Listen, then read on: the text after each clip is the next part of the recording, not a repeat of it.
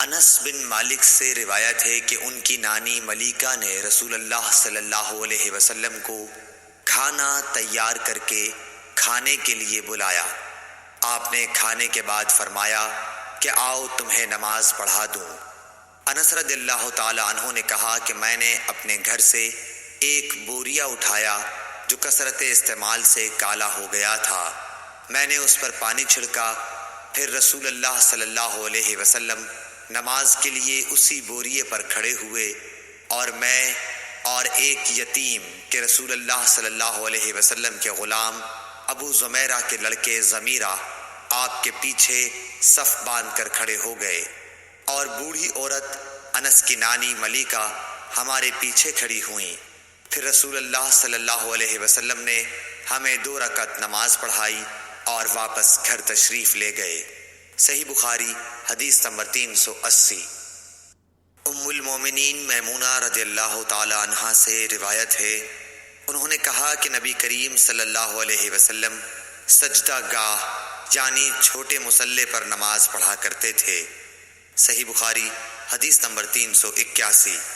حضرت عائشہ رضی اللہ عنہا نے فرمایا کہ میں رسول اللہ صلی اللہ علیہ وسلم کے آگے سو جاتی اور میرے پاؤں آپ کے قبلے میں ہوتے۔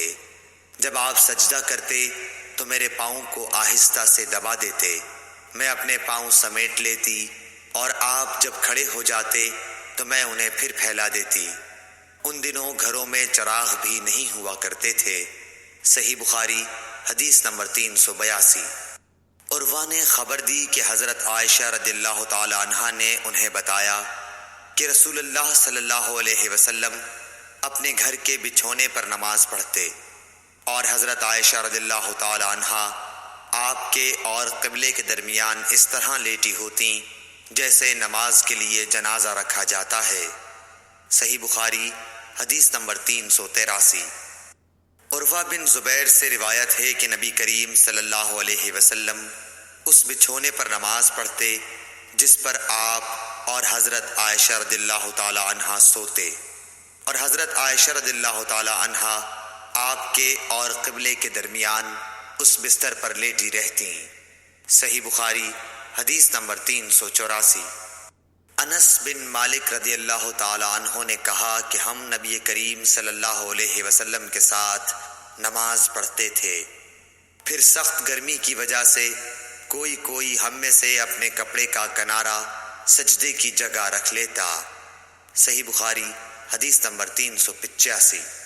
ابو مسلمہ سعید بن یزید ازدی نے انس بن مالک رضی اللہ تعالی عنہ سے پوچھا کہ کیا نبی کریم صلی اللہ علیہ وسلم اپنی جوتیاں پہن کر نماز پڑھتے تھے؟ تو انہوں نے فرمایا کہ ہاں۔ صحیح بخاری حدیث نمبر 386۔ ابراہیم نخعی حمام بن حارث سے روایت کرتے تھے، انہوں نے کہا کہ میں نے جریر بن عبداللہ کو دیکھا، انہوں نے پیشاب کیا، پھر وضو کیا اور اپنے موزوں پر مسح کیا، پھر کھڑے ہوئے اور موزوں سمیت نماز پڑھی۔ آپ سے جب اس کے متعلق پوچھا گیا تو فرمایا کہ میں نے نبی کریم صلی اللہ علیہ وسلم کو ایسا ہی کرتے دیکھا ہے۔ ابراہیم نخعی نے کہا کہ یہ حدیث لوگوں کی نظر میں بہت پسندیدہ تھی، کیونکہ جریر رضی اللہ تعالی عنہ آخر میں اسلام لائے تھے۔ صحیح بخاری حدیث نمبر 387۔ مغیرہ بن شعبہ نے کہا کہ میں نے نبی کریم صلی اللہ علیہ وسلم کو وضو کرایا، آپ نے اپنے موزوں پر مسح کیا اور نماز پڑھی۔ صحیح بخاری حدیث نمبر 388۔ حذیفہ رضی اللہ تعالی عنہ نے ایک شخص کو دیکھا جو رکوع اور سجدہ پوری طرح نہیں کرتا تھا۔ جب اس نے اپنی نماز پوری کر لی تو حذیفہ رضی اللہ تعالی عنہ نے فرمایا کہ تم نے نماز ہی نہیں پڑھی۔ ابو وائل راوی نے کہا میں خیال کرتا ہوں کہ حضرت حذیفہ رضی اللہ تعالی عنہ نے یہ بھی فرمایا کہ اگر تو ایسی ہی نماز پر مر جاتا تو حضرت صلی اللہ علیہ وسلم کی سنت پر نہیں مرتا۔ صحیح بخاری حدیث نمبر 389۔ عبداللہ بن مالک بن بحینہ سے روایت ہے کہ نبی کریم صلی اللہ علیہ وسلم جب نماز پڑھتے تو اپنے بازوؤں کے درمیان اس قدر کشادگی کر دیتے کہ دونوں بغلوں کی سفیدی ظاہر ہونے لگتی تھی۔ اور لیث نے یوں کہا کہ مجھ سے جعفر بن ربیعہ نے اسی طرح حدیث بیان کی۔ صحیح بخاری حدیث نمبر 390۔ انس بن مالک رضی اللہ تعالی عنہ نے کہا کہ رسول اللہ صلی اللہ علیہ وسلم نے فرمایا، جس نے ہماری طرح نماز پڑھی اور ہماری طرح قبلے کی طرف منہ کیا اور ہمارے ذبیحہ کو کھایا تو وہ مسلمان ہے، جس کے لیے اللہ اور اس کے رسول کی پناہ ہے۔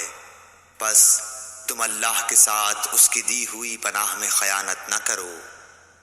صحیح بخاری حدیث نمبر 391۔ انس بن مالک رضی اللہ تعالی عنہ سے روایت ہے کہ رسول اللہ صلی اللہ علیہ وسلم نے فرمایا، مجھے حکم دیا گیا ہے کہ میں لوگوں کے ساتھ جنگ کروں یہاں تک کہ وہ لا الہ الا اللہ کہیں۔ بس جب وہ اس کا اقرار کر لیں اور ہماری طرح نماز پڑھنے لگیں اور ہمارے قبلے کی طرف نماز میں منہ کریں اور ہمارے ذبیحہ کو کھانے لگیں تو ان کا خون اور ان کے اموال ہم پر حرام ہو گئے مگر کسی حق کے بدلے، اور باطن میں ان کا حساب اللہ پر رہے گا۔ صحیح بخاری حدیث نمبر 392۔ میمون بن سیاح نے حضرت انس بن مالک رضی اللہ تعالی عنہ سے پوچھا کہ اے ابو حمزہ، آدمی کی جان اور مال پر زیادتی کو کیا چیزیں حرام کرتی ہیں؟ تو انہوں نے فرمایا کہ جس نے گواہی دی کہ اللہ کے سوا کوئی معبود نہیں اور ہمارے قبلے کی طرف منہ کیا اور ہماری نماز کی طرح نماز پڑھی اور ہمارے ذبیحہ کو کھایا تو وہ مسلمان ہے۔ پھر اس کے وہی حقوق ہیں جو عام مسلمانوں کے ہیں، اور اس کی وہی ذمہ داریاں ہیں جو عام مسلمانوں پر ہیں۔ اور ابن ابی مریم نے کہا، ہمیں یحییٰ بن ایوب نے خبر دی، انہوں نے کہا ہم سے حمید نے حدیث بیان کی، انہوں نے کہا ہم سے انس بن مالک رضی اللہ عنہ نے نبی کریم صلی اللہ علیہ وسلم سے نقل کر کے حدیث بیان کی۔ صحیح بخاری حدیث نمبر 393۔ ابو ایوب انصاری رضی اللہ تعالی عنہ سے روایت ہے کہ رسول اللہ صلی اللہ علیہ وسلم نے فرمایا، جب تم قضائے حاجت کے لیے جاؤ تو اس وقت نہ قبلے کی طرف منہ کرو اور نہ پیٹھ کرو، بلکہ مشرق یا مغرب کی طرف اس وقت اپنا منہ کر لیا کرو۔ ابو ایوب نے فرمایا کہ ہم جب شام میں آئے تو یہاں کے بیت الخلا قبلہ رخ بنے ہوئے تھے۔ جب ہم قضائے حاجت کے لیے جاتے تو ہم مڑ جاتے اور اللہ عز و جل سے استغفار کرتے تھے۔ اور ظاہری نے عطا سے اس حدیث کو اسی طرح روایت کیا۔